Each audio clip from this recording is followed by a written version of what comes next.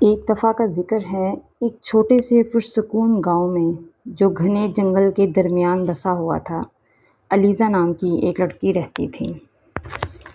گاؤں اپنی خوبصورتی اور ثقافت کی وجہ سے جانا جاتا تھا، لیکن اس جنگل کو ایک ایسے مسئلے کا سامنا تھا جس کا حل ابھی تک کوئی تلاش نہیں کر پایا تھا۔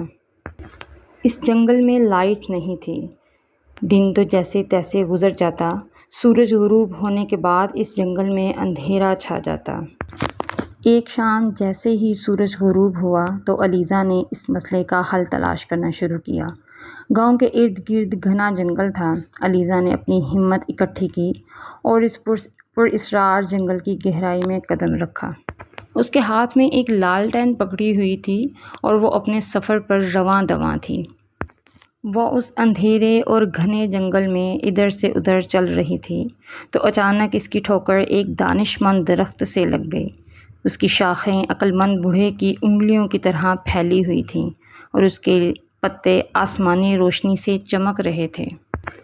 علیزہ درخت کے قریب پہنچی اور اسے اپنے گاؤں کی حالت بتائی۔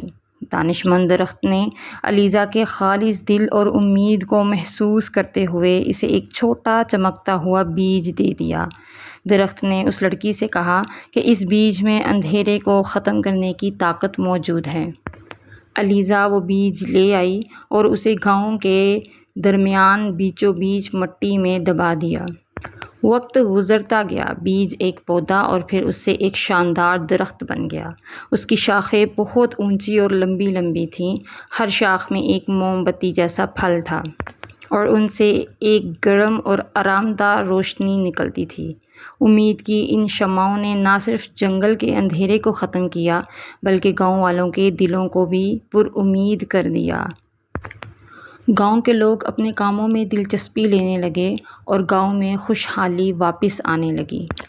اس جادوئی درخت کا ذکر دور دور تک پھیل گیا۔ دور دور سے لوگ اس درخت کی خوبصورتی کو دیکھنے کے لیے آتے تھے۔ علیزہ نے اپنے گھر سے نکلتے وقت یہ نہیں سوچا تھا کہ اس کے قدم اسے کہاں لے جائیں گے، لیکن اس کے دل میں ایک امید تھی، کچھ اچھا کرنے کی امید۔ علیزہ کی اس امید نے، اس کے اس عمل نے گرد و نواح کے ماحول کو بدل کر رکھ دیا تھا۔ گاؤں والوں نے علیزہ کی ہمت کو دیکھتے ہوئے اپنے دوسرے مسائل کا حل بھی تلاش کرنا شروع کر دیا تاکہ گاؤں میں خوشحالیاں آئیں۔ ان سب کا مل کر ایک روشن مستقبل کی تعمیر کرنے کا ارادہ بن گیا۔ اس طرح ایک تاریک جنگل کے دل میں امید کی ایک کرن چمکی۔